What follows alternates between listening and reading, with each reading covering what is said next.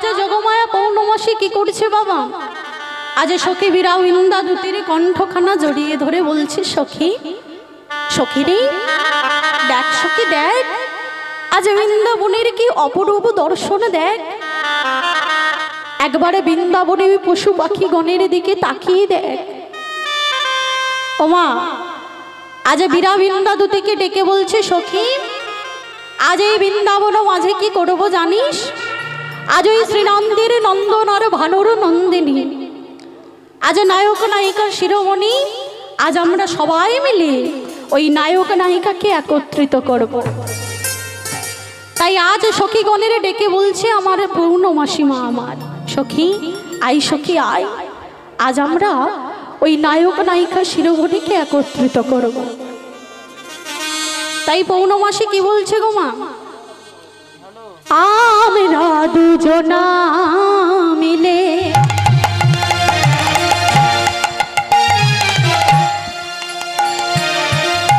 করিব মিলন,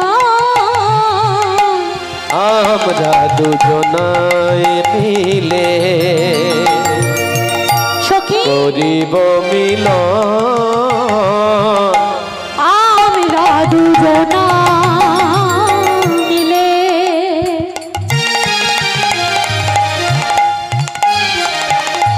করিব মিলন, আমরা দুজনায় মিলে করিব মিলন। শুনিবিরা বৃন্দা দেবী, আর শুনিবিরা বৃন্দা দেবী, শুনিবিরা বৃন্দা দেবী, আর শুনিবিরা বৃন্দা দেবী, হরষিত আমরা দুজনায় মিলে করিব মিলন, আমরা দুজনায় মিলে করিব মিলন। আর শুনিবিরা বৃন্দা দেবী, আর শুনিবিরা বৃন্দা দেবী, শুনিবিরা বৃন্দা দেবী, আর শুনিবিরা বৃন্দা দেবী, হরষিত আমরা দুজনায় মিলে করিব মিলন, আমরা দুজনায় মিলে। তাই আজ পৌর্ণমাসী বলছে, সখী শোন, সখী শোন, আজ আমরা দুজনে মিলে কি করব জানিস? ওই শ্রীনন্দের নন্দন আর ভানুর নন্দিনী নায়ক নায়িকাকে আজ আমরা মিলন করব। ওমা, আজ পৌর্ণমাসী রাধা কৃষ্ণের মিলন ঘটিয়েছিল মা। তাহলে এক নায়ক আর নায়িকাকে যদি মিলন ঘটায় তাহলে তাকে কি বলা হয় গো? ঘটক বলা হয়। তো আজ পৌর্ণমাসী হলো এক ধরনের ঘটক, যে ওই রাধা কৃষ্ণের মিলন ঘটিয়েছিল। কেমন করি গো?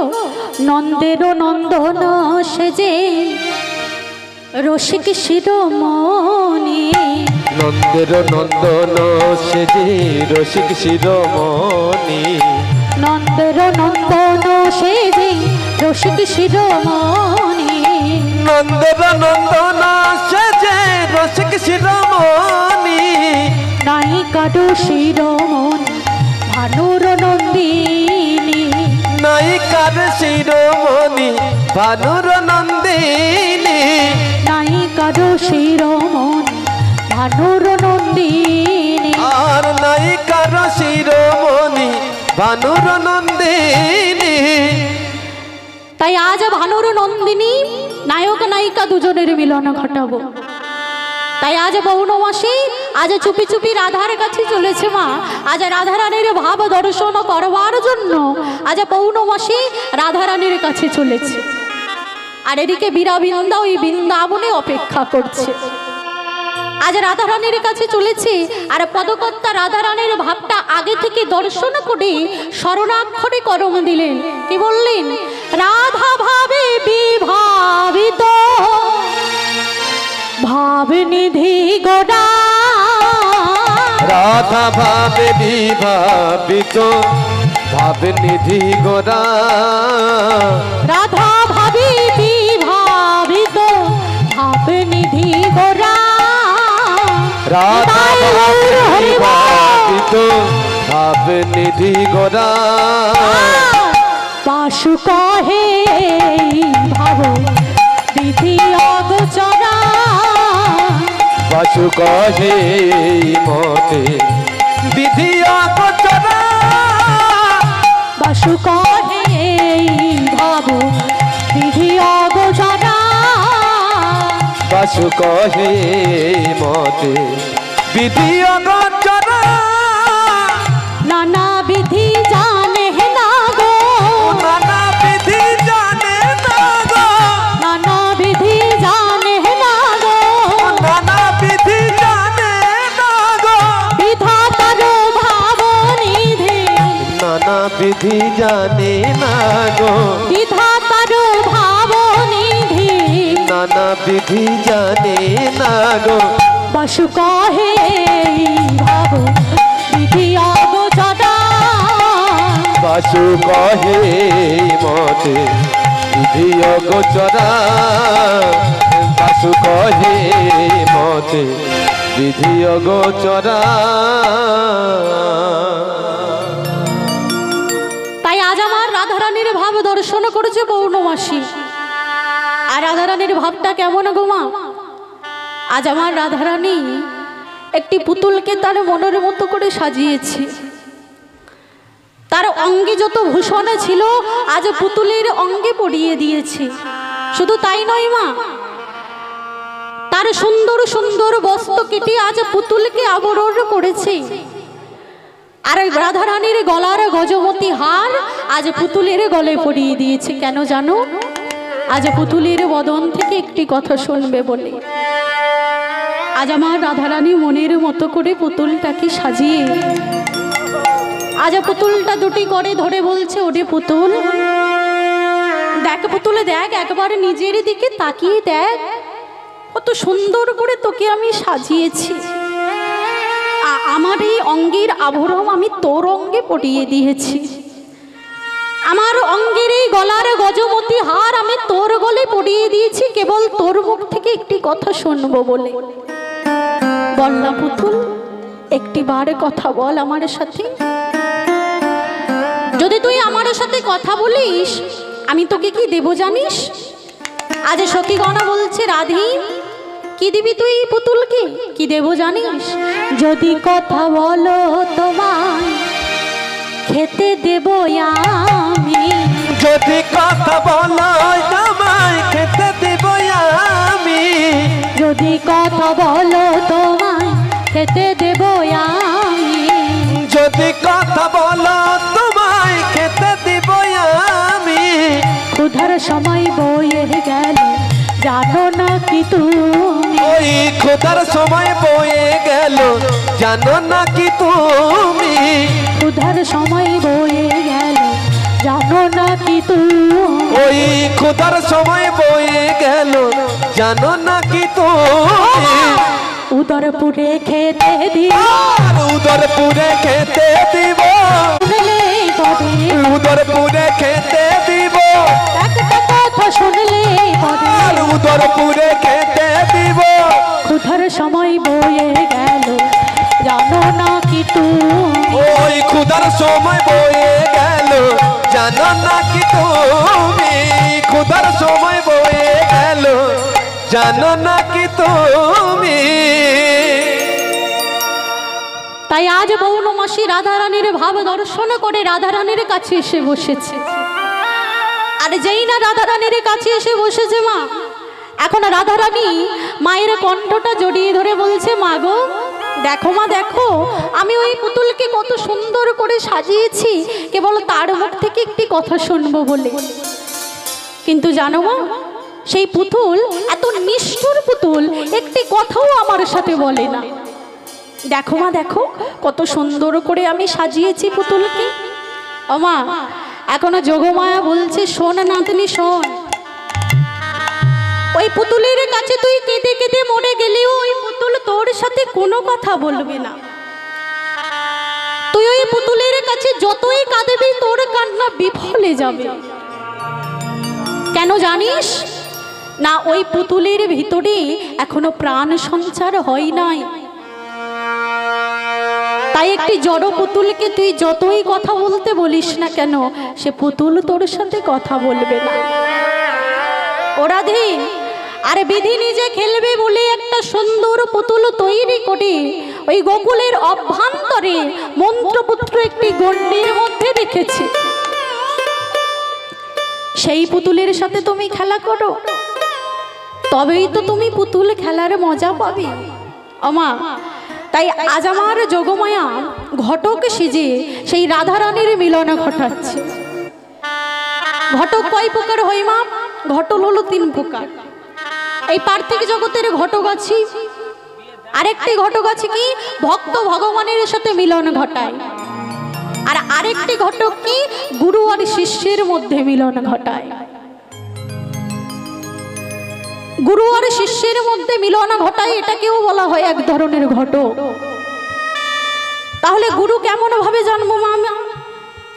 না, গুরু হলো সূর্যের আলোর মতো, যিনি অন্ধকার থেকে আলোর পথে নিয়ে আসে, তাকে আমরা বলবো গুরু। বলছে গুরু কেমন? না, গুরু হলো নৌকার মতো, নৌকায় নদীর এপার থেকে ওপারে পৌঁছে দেয়। আর গুরু গুরু এখান থেকে ওখানে পৌঁছে দেয়। আবারও বলছে গুরু কেমন? না, গুরু হলো সূর্যের আলোর মতো। ও মায়েরা, সূর্যের আলো পুকুরে পড়লে একটি ফুল ফোটে গো।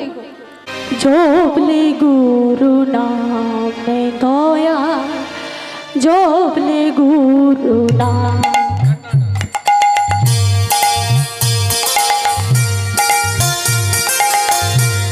দিন তোরা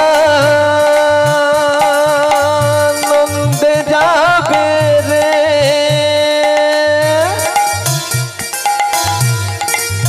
মন রে। ওরে বলো সবাই মিলে মা দুটি বাহু তুলে। জপলে গুরু নাম,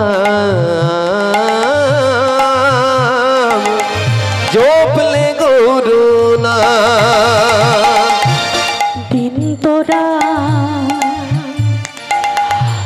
নন্দে যাবে রে, রাধে রাধে।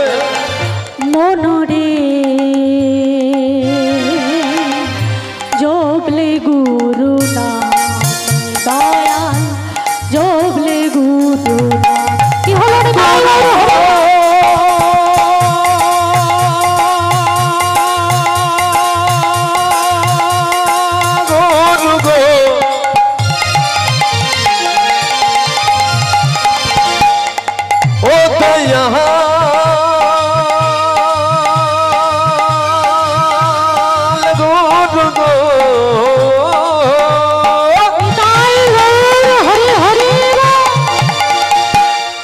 গুরু গো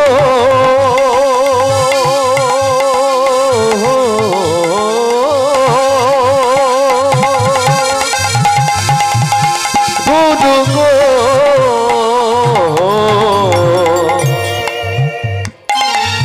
গুরু মাতা গুরু পিতা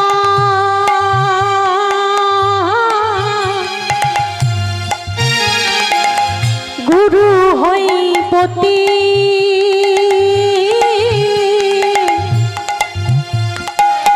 গুরু বিনা এ সংসারে নাই অন্য গতি।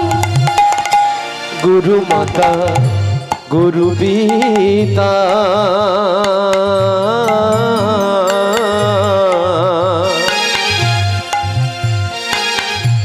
গুরু হয় পতি,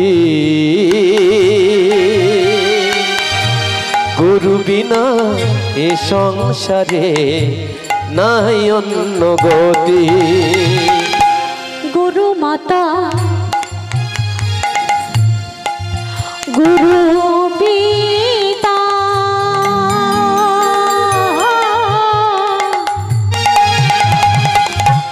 গুরু হই পতি,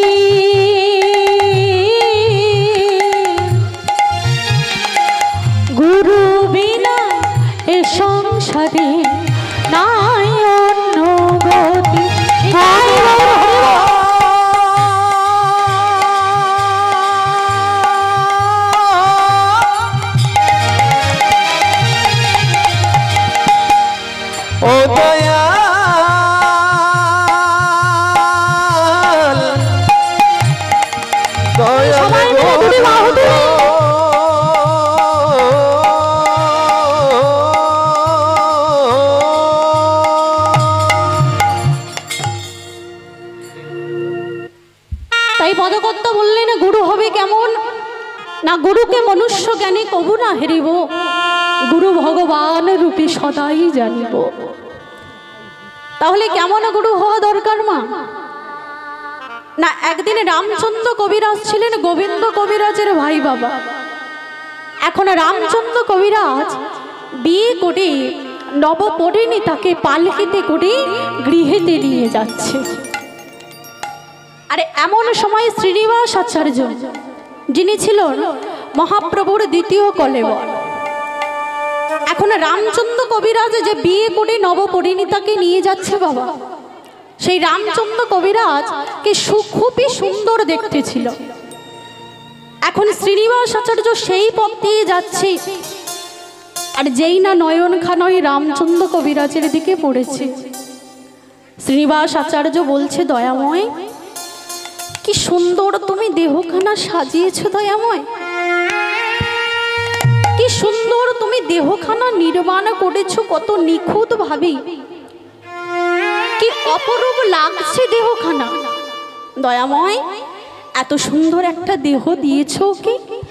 ও যে বিয়ে করে মায়ার কবলে পড়ে তোমার কথা ভুলে যাবে। যেই না এমন কথা বলেছে মা, এখন রামচন্দ্র কবিরাজ একটু একটু শুনতে পেয়েছে কানে। এখন শুনতে পেয়ে বাড়িতে গিয়ে নতুন স্ত্রীকে রেখে ছুটতে ছুটতে এখন শ্রীনিবাস আচার্যের আশ্রমে চলে এসেছে। শ্রীনিবাস আচার্যের আশ্রমে এসে দেখছে শ্রীনিবাস আচার্য বসে আছে। ছুটতে ছুটতে গিয়ে গুরুদেবের চরণে আছাড় খেয়ে পড়েছে। গুরুদেব, গুরুদেব, আমি এসেছি গুরুদেব। খোকা, এই তো একটু আগে বিয়ে করে বাড়িতে নবপরিণীতাকে নিয়ে গেলি, আমার কাছে এসেছিস কেন গুরুদেব? আমি সংসার করতে চাই না গুরুদেব, সেই জন্য আমি তোমার কাছে ছুটে এসেছি।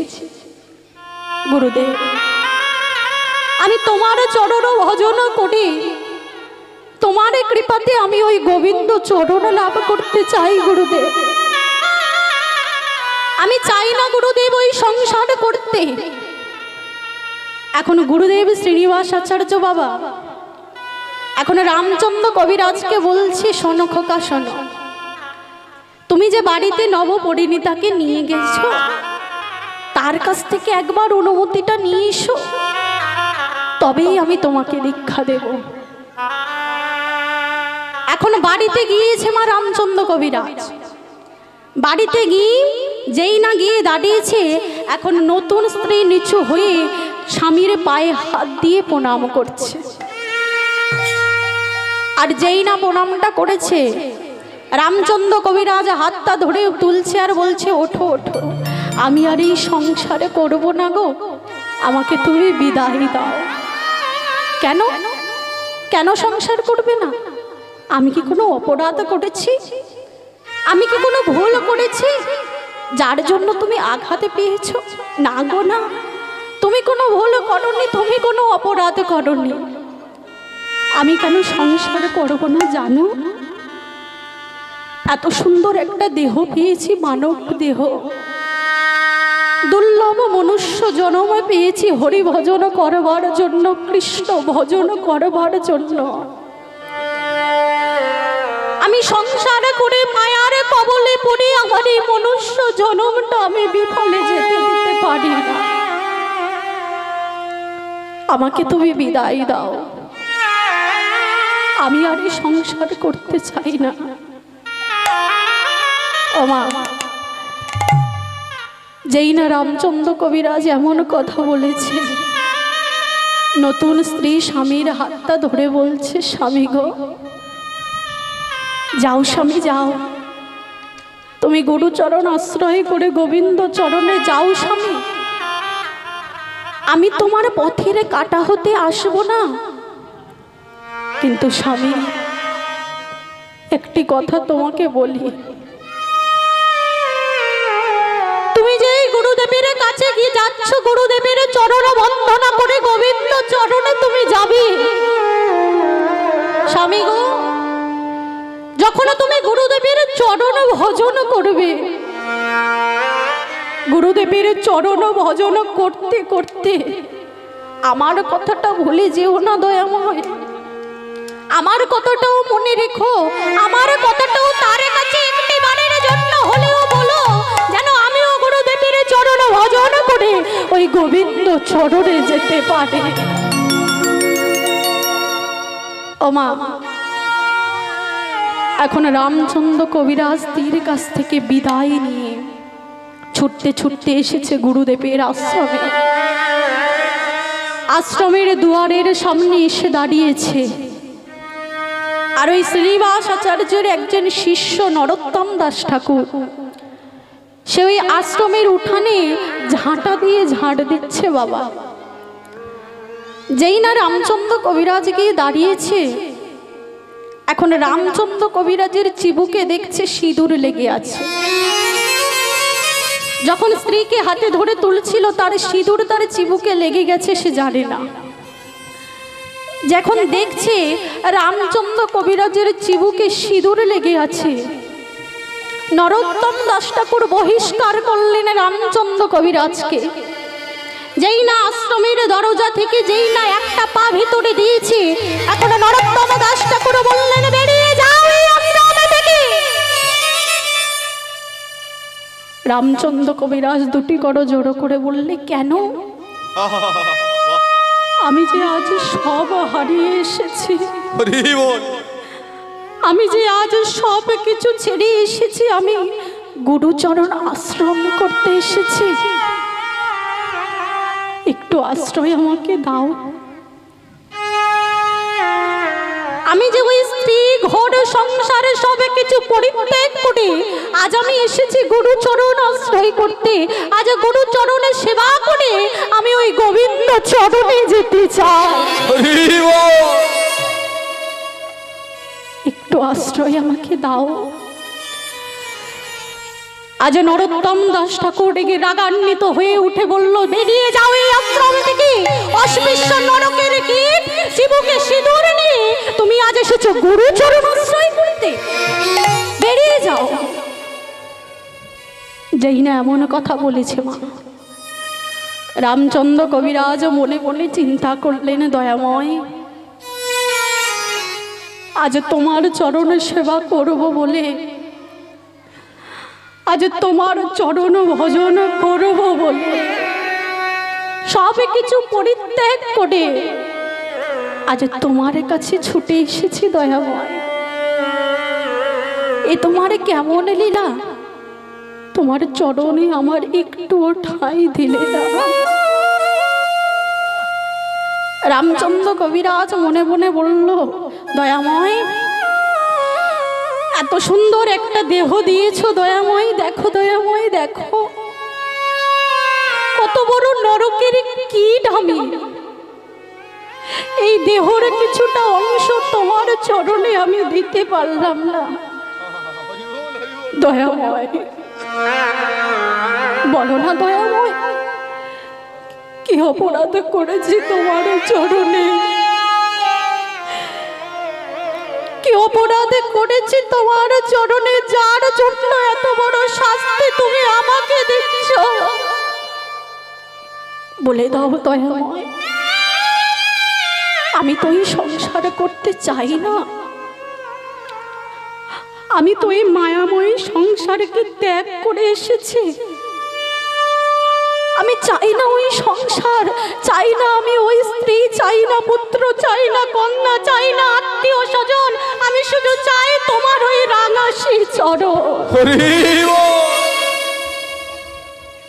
বলো না দয়াময়, কি অপরাধ করেছি তোমার চরণে। আজ মনে মনে রামচন্দ্র কবিরাজ বলল, গৌর হরি, দিয়েছিলে তো এত সুন্দর মানব দেহ, ভেবেছিলাম এ জন্মে তোমার চরণে সেবা করব, যখন এত বড় পাপী আমি, আমার এই দেহ তোমার চরণে যেতে পারল না, আমি তবে প্রতিজ্ঞা করলাম গৌর হরি, যে দেহ তোমার চরণে যেতে পারল না, যে দেহ গুরু সেবায় লাগতে পারল না, এই অসার দেহ আমি আর বয়ে চলতে চাই না, এই বলে ছুটতে ছুটতে চলেছে রামচন্দ্র কবিরাজ গঙ্গা তীরে। আজ ছুটতে ছুটতে রামচন্দ্র কবিরাজ গঙ্গায় গিয়ে নাভি কমলে দাঁড়িয়ে বলে উঠল, মা গো, দেখো মা, দেখো আমি তোমার লক্ষ্যে এসেছি। জানো মা, আজ এত বড় নরকের কীট আমি, এত বড় পাপী আমি। এত সুন্দর দেহটা আজ গোবিন্দ চরণে লাগতে পারল না। এত সুন্দর দেহটা আজ গুরু চরণে লাগতে পারল না। ও মা, দয়া করে কৃপা করে এই পাপী, এই অসার দেহটা তোমার বক্ষ মাঝে আমি নিবেদন করব মা, তুমি গ্রহণ করে নিও। এই বলে আমার রামচন্দ্র কবিরাজ গঙ্গায় নাভি সরোবরে দাঁড়িয়ে যেই না মা মা বলে ওই গঙ্গায় ঝাঁপ দিতে যাবে, এমন সময় গঙ্গা মা হাতটা তুলে বলল, পুত্র মরো না, পুত্র মরো না, একটিবার আমার কথা শোনো পুত্র, একটিবার আমার কথা শোনো। যেই না হাতটা তুলেছে মা, রামচন্দ্র কবিরাজ দাঁড়িয়ে পড়েছে। গঙ্গা মা বলছে, পুত্র যাও, পুত্র যাও, নিজের গুরুদেবের কাছে যাও, তোমার গুরুদেবের কাছে তুমি ফিরে যাও পুত্র। ও মা, আর এদিকে আজ শ্রীনিবাস আচার্য বিশ্রাম করছিল। নরোত্তম দাস ঠাকুর কিছুটা তৈল নিয়ে এসে আজ শ্রীনিবাস আচার্যের অঙ্গেতে লেপন করছে। আর যেই না লেপন করছে, যখন গুরুদেব আঘাত পাচ্ছে, আজ নরোত্তম দাস ঠাকুর গুরুদেবকে জিজ্ঞাসা করছে, গুরুদেব গুরুদেব, আমি যে তৈল আপনার অঙ্গে লেপন করছি, গুরুদেব আপনার কি ব্যথা লাগছে, আপনার কি আঘাত লাগছে? গুরুদেব একটিবার বলো গুরুদেব। এখনো গুরুদেব বলল, নরোত্তম বসো, নরোত্তম বসো। তুমি কি করেছো জানো নরোত্তম? আমার ব্যথা লাগবে না। গুরুদেব কি করেছি আমি? আমি তো তোমাকে কোনোদিন আঘাত করিনি গুরুদেব, আমি তো কোনোদিন তোমাকে ব্যথা দিইনি গুরুদেব, তাহলে এই অঙ্গে এত ব্যথা কেন? আজ গুরুদেব বলছে, নরোত্তম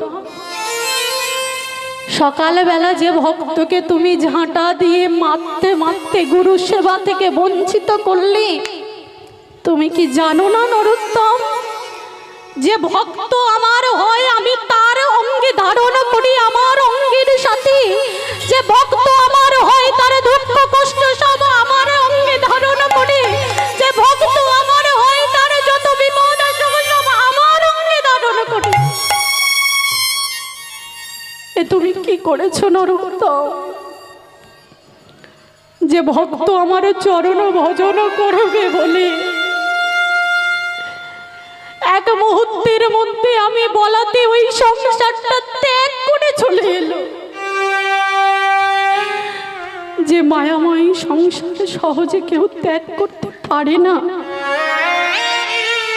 আমার একটি কথাতে ওই স্ত্রীকে ত্যাগ করে চলে এলো, ওই সংসারকে ত্যাগ করে চলে এলো শুধুমাত্র আমার চরণ ভজন করবে বলে। এটা তুমি কি করেছো নরোত্তম? দেখো নরোত্তম, দেখো সকালবেলা যখন তুমি ওকে ঝাঁটা দিয়ে মারতে মারতে এই আশ্রমে থেকে বার করে দিলে, যতটা ঝাঁটার আঘাত তুমি ওর অঙ্গে করেছো, ওর অঙ্গে কোনো আঘাত লাগেনি নরোত্তম, যত আঘাত তুমি করেছো সব আমার অঙ্গে আমি ধারণ করেছি। তাকিয়ে দেখো একবার আমার অঙ্গটাতে যে তুমি ক্ষত বিক্ষত করে ফেলেছো, একবার তাকিয়ে দেখো অঙ্গটা কতটা আঘাত তুমি আমাকে করেছো। আমার ব্যথা লাগবে না? আমার আঘাত লাগবে না? ওমা, এই হলো প্রকৃত গুরুদেব। আজ রামচন্দ্র কবিরাজ ছুটতে ছুটতে গুরুদেবের কাছে এসেছে। গুরুদেব রামচন্দ্র কবিরাজকে নিজের বক্ষ মাঝে জড়িয়ে ধরে বলে উঠল, পুত্র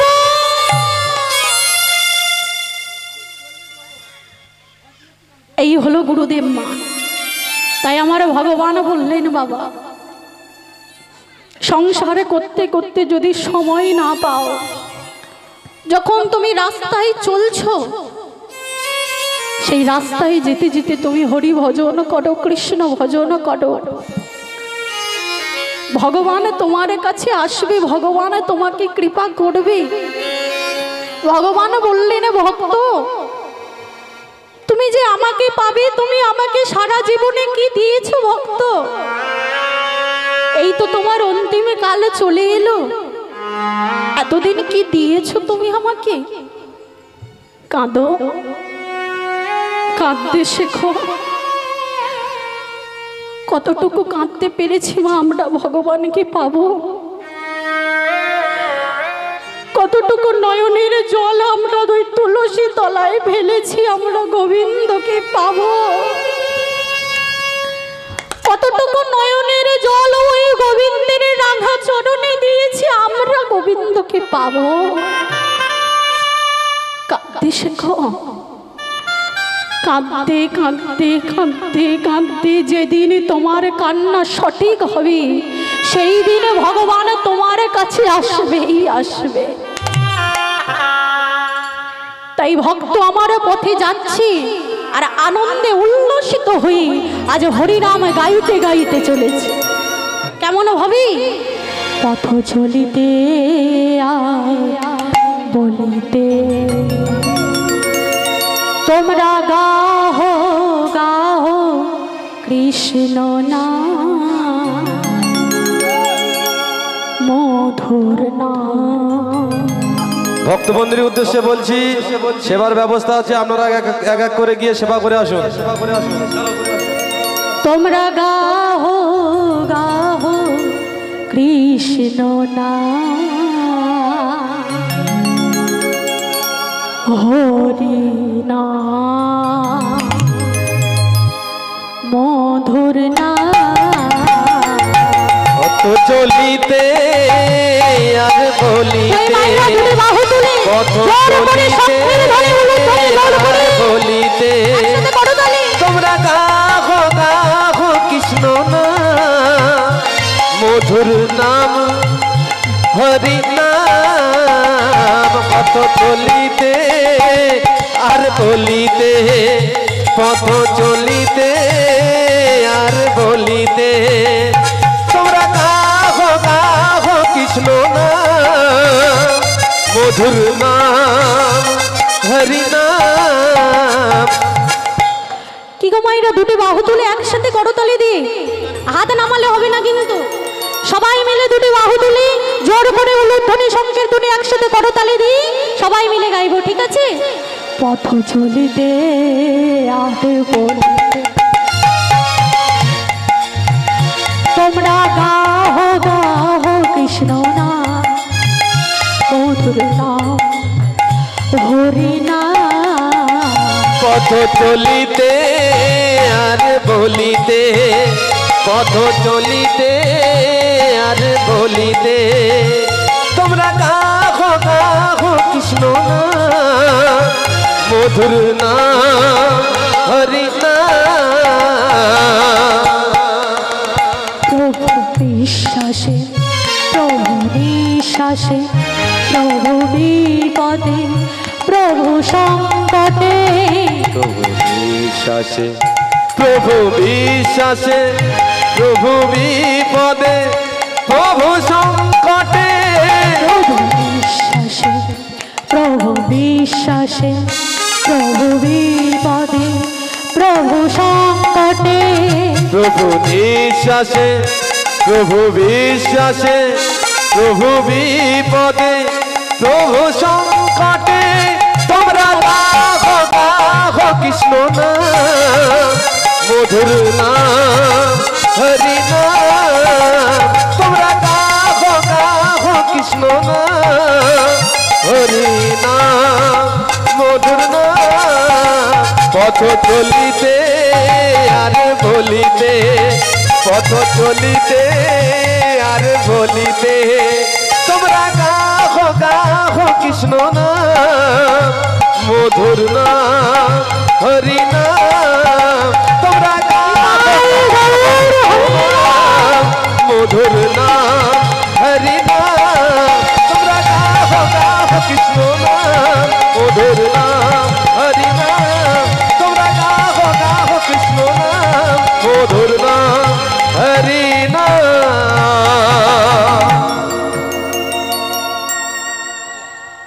তাই আজ আমার যোগমায়া কি করছে মা, আজ রাধারানী নিরজনে বসে বসে ফুলের মালা গাচ্ছে সেই পুতুলের গলে দিবে বলে।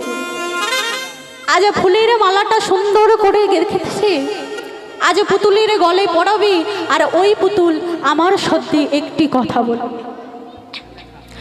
তাই আজ আমার পৌর্ণমাসী যোগমায়া আজ নিরজনে দাঁড়িয়ে দাঁড়িয়ে সেই রাধাভাব দর্শন করছে। আজ রাধারানী ফুলের মালা গাঁথবে বলে আজ বনমাঝে গিয়ে সুন্দর সুন্দর পুষ্প চয়ন করে এনে আজ ফুলের মালা গাচ্ছে। কেমন করে গো? বৃন্দাবনে ফুল ফুটেছে দেখে জানা তোরা, কোন ফুলেতে কৃষ্ণ আছে কোন ফুলেতে রাধা। বৃন্দাবনে ফুল ফুটেছে দেখে জানা তোরা, কোন ফুলেতে কৃষ্ণ আছে কোন ফুলেতে রাধা। বৃন্দাবনে ফুল ফুটেছে দেখে জানা তোরা, কোন ফুলেতে কৃষ্ণ আছে কোন ফুলেতে রাধা। কি হলো জোর করে শব্দ? ফুল ফুটেছে দেখে জানা তোরা, কোন ফুলেতে কৃষ্ণ আছে কোন ফুলেতে রাধা। আই বিশাখা আই ললিতা দেখে জানা তোরা, কোন ফুলেতে কৃষ্ণ আছে কোন ফুলেতে রাধা। আই ললিতা আই বিশাখা দেখে জানা তোরা, কোন ফুলেতে কৃষ্ণ আছে কোন ফুলেতে রাধা। আই ললিতা আই বিশাখা দেখে জানা তোরা, কোন ফুলেতে কৃষ্ণ ভক্তবৃন্দের উদ্দেশ্যে বলছি, সেবার ব্যবস্থা আছে, আপনারা এক এক করে সেবা করে আসবেন।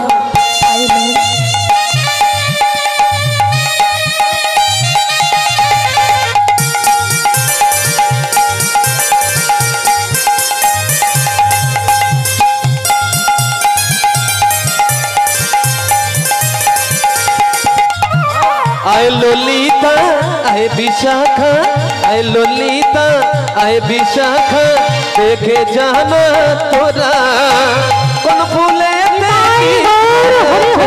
কোন ফুলেতে রাধা।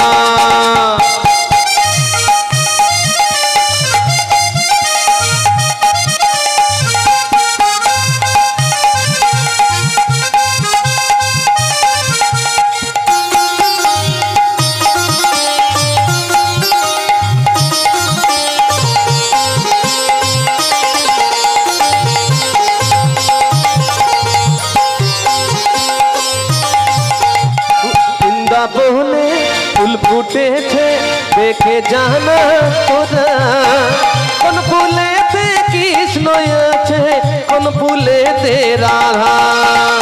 আয় ললিতা আয় বিশাখা দেখে জানা তোরা, কোন ফুলেতে কৃষ্ণ আছে কোন ফুলেতে রাধা।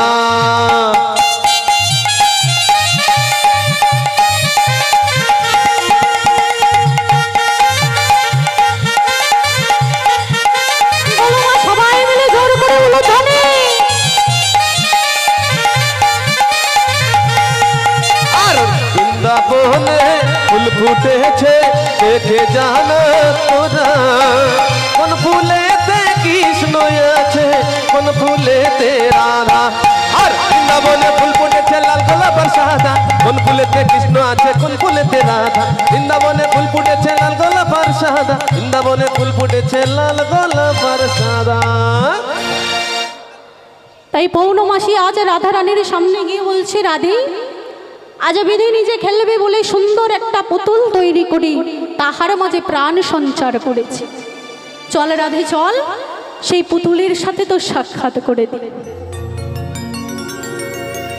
কৃষ্ণ এলো বৃন্দাবনে, কৃষ্ণ এলো বৃন্দাবনে, আহা কৃষ্ণ এলো বৃন্দাবনে, আহা কৃষ্ণ এলো বৃন্দাবনে। তোরা দেখে যা দেখে যা দেখে যা জনে জনে, কৃষ্ণ এলো বৃন্দাবনে, কৃষ্ণ এলো বৃন্দাবনে।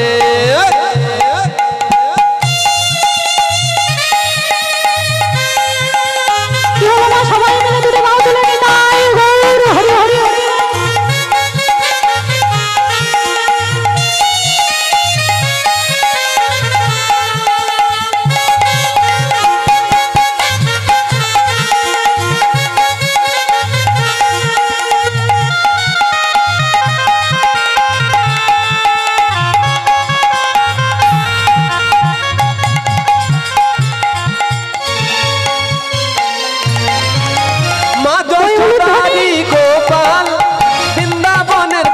রাধা মা যশোদারি গোপাল বৃন্দাবনের ব্রজ রাধা, চরণে নপুর পাজে, চরণে নপুর পাজে বৃন্দাবনের মাঝে।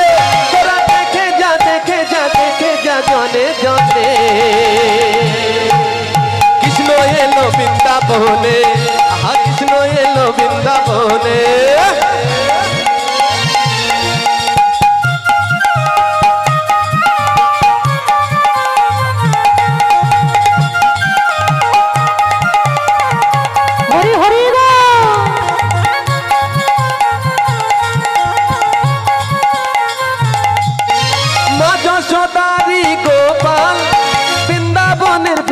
রাখাল মা যশোদারি গোপাল বৃন্দাবনের ব্রজ রাখাল, চরণে নপুর পাজে, চরণে নপুর পাজে বৃন্দাবনের মাঝে।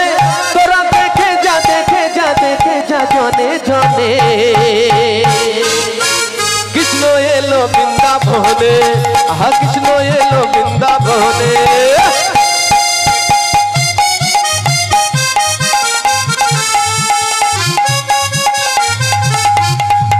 হরি হরি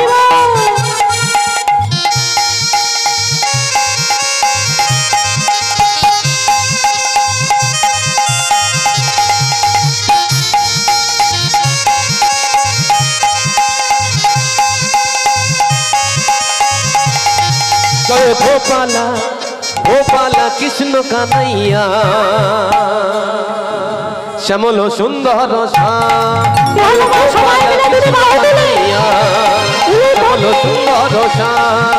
জয় গোপালা কৃষ্ণ কানাইয়া, শ্যামল সুন্দর শ্যাম।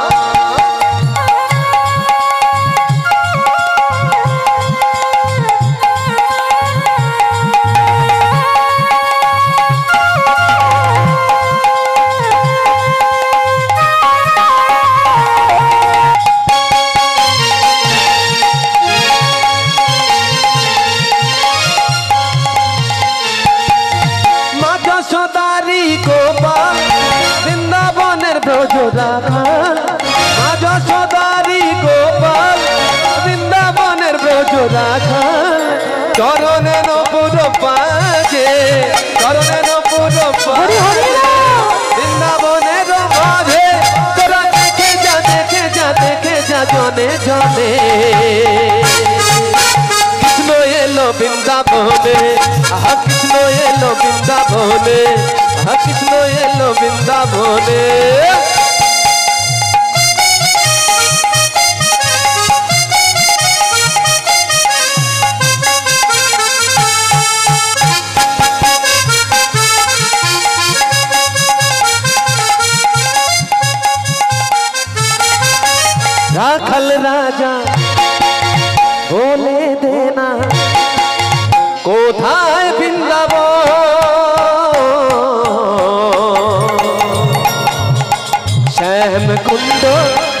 কুণ্ড গিরি গোবর্ধন রাখাল রাজা বলে দে না কোথায়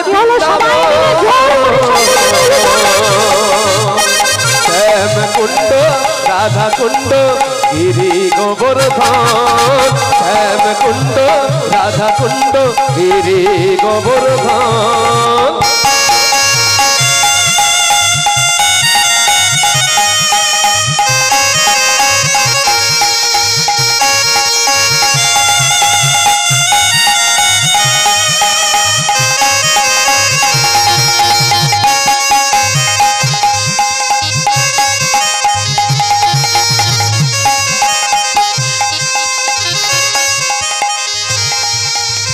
ভাগবতী শ্রী যমুনা উজান বয়ে যায় কোঠের শেষে রাখাল রাজা বাঁশরি বাজায় ভাগবতী শ্রী যমুনা উজান বয়ে যায় কোঠের শেষে রাখাল রাজা বাঁশরি বাজায় বাঁশরি বাজায় রে কালা বাঁশরি বাজায় রে কালা বাঁশরি বাজায়